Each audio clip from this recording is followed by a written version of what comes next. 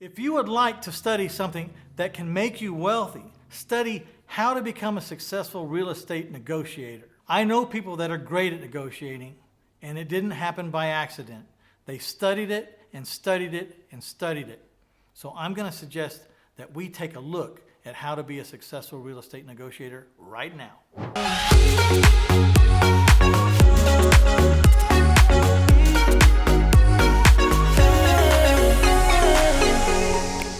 Today we're going to discuss how to negotiate with sellers and some of the major pillars I use when negotiating. My name is Mitch Stephen, and I'm the author of the series, My Life in 1,000 Houses. And I've bought over 2,000 houses in or about my hometown since 1996. Today we're going to be discussing how to negotiate with sellers and some of the major negotiating pillars that I use when I'm in the midst of these negotiations. So one of those pillars is how to ask the right questions. What are the right questions? And another major pillar, how to listen and what you're listening for. We need to learn to ask the right questions. There are at least two types of questions to ask. One is the fact-finding question. We all need to find the facts about a house before we can even start to size up anything about it. You know, how many square feet is it? How many bedrooms?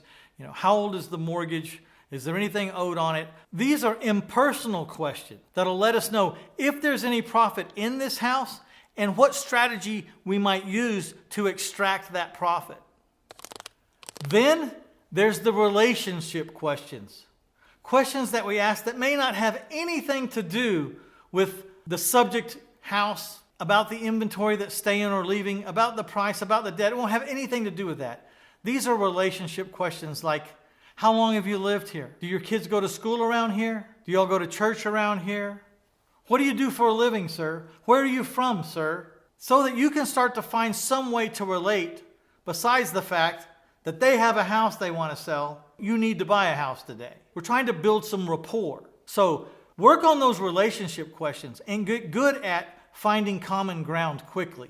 It's important that you look for things that you have in common. Be sincerely interested in them and their history. And dig.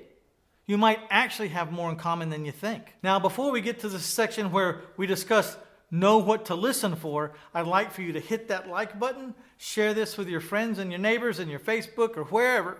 And if you haven't subscribed already, please subscribe. We have a lot of good information in the coming days and weeks and months and years.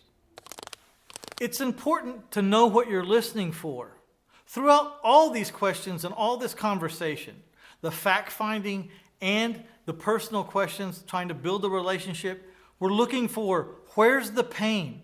Where's the motivation that's behind this person wanting to sell this house or liquidate? We'll also want to hear what's more important to this seller. Does it sound like price is more important to him? Or does it sound like speed and getting the heck out of here is more important than price?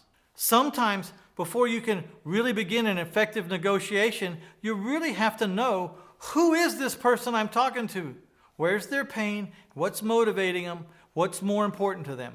Price, terms, speed, I don't know. You have to find out. When you get your seller talking, it'll help you to color code your seller. So what do we mean by color code? Well, there's an art to figuring out how to speak to a person in their own language.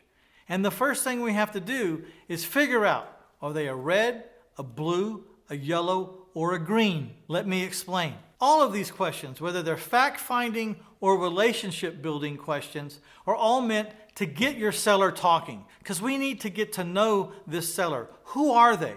What we're really trying to do is we're trying to figure out what language are we going to speak to them in. Are we going to speak to them in the language of red or yellow or blue or green? Yes, we're going to color code them. In the next episode, I'm going to tell you what these color codes mean and how you can learn to speak to your seller in the language that is the most effective for them to listen in.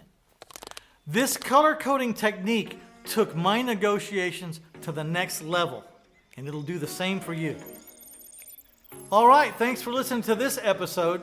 I would like to offer you the chance to hear one of our recorded Q&A sessions, just so you can see what that weekly phone call sounds like and decide for yourself if you would like to be on that weekly call live. So I have a recorded Q&A session. Just go to 1000houses.com/free-stuff and scroll down the home page until you find free recorded Q&A call. And click on it, and there you'll hear about an hour and 45-minute call. You'll get to see the community, the feel for that community, what we talk about, how we handle it, how it goes. And I'm pretty sure you're going to fit in with us. Take a look, take a listen, decide for yourself. So I hope you plan on moving to the next episode, episode 2 of How to Be a Successful Real Estate Negotiator.